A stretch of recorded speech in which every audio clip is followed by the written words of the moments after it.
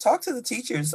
Certainly whenever I taught, I had parents ask me to send the book home that their child was reading, or send the math book home, and what was the name of the book, so that they could make copies of the book, or at least a few pages of the book. Here in Washington County, parents do have access to curriculum materials that are used to support instruction. Parents have access to that information. And actually, a bill that I pre-filed extends above and beyond curriculum materials into the school library. What books are in the school library? With all the conversations that are going on now with Longboard and these other books that are really heavy content for teenagers. My bill is going to include, or includes, language where parents can be giving access to what books are in their child's school library. And not necessarily to ban the books. We don't want to start burning books and banning books per se, but at least be privy to what those books are, the title of those books, the contents, what's in those books. So parents have that right at the instructional level to find out what curricular materials are used to drive instruction.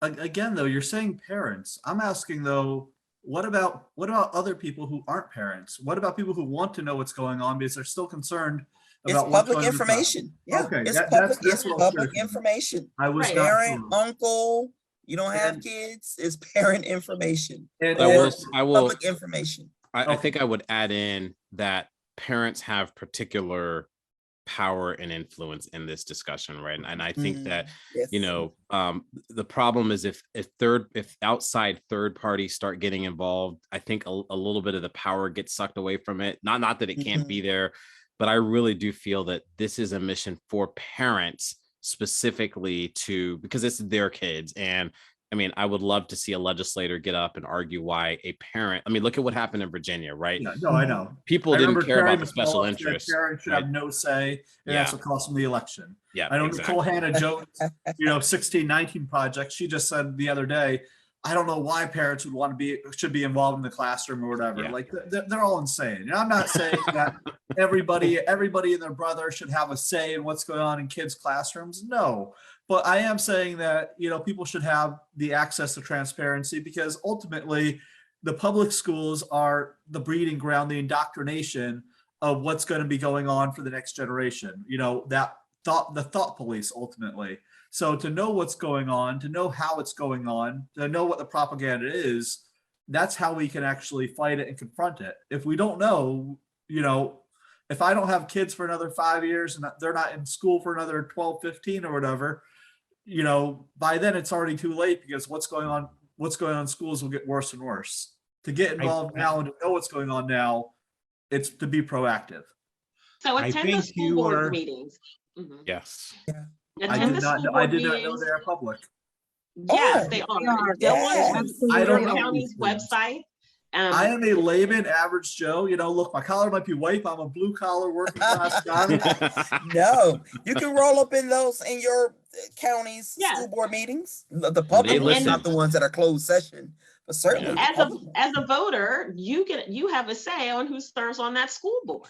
So, rather than just pick people's names that you think sound familiar or may sound right on stationery, or the first 5 people who were blessed enough to have names that start with A, B, A through- maybe A a C or through E. D. I will just say, as a politician, I will say, as in any other election, I need people to go into that balloting situation, that election situation, with their eyes wide open. The teachers union puts out an Apple ballot with their blessed, I guess is probably not a good word, but their pre-chosen, pre-selected candidates. And I think probably this will be the year where that poison apple ballot comes back to bite them on the butt. I don't know many Oh, yeah. candidates who are bucking to get on that apple ballot because the mama Right. bears and the papa bears are hungry and they're looking Yes, for they are. someone's head to put on a stick. But as someone who doesn't have children, Josh, I will say, go to your county's Board of Education website. And on that website, you'll see a calendar of events. You'll see lots of information about, school systems like to brag on the wonderful things that they do. They do get quite a few things right.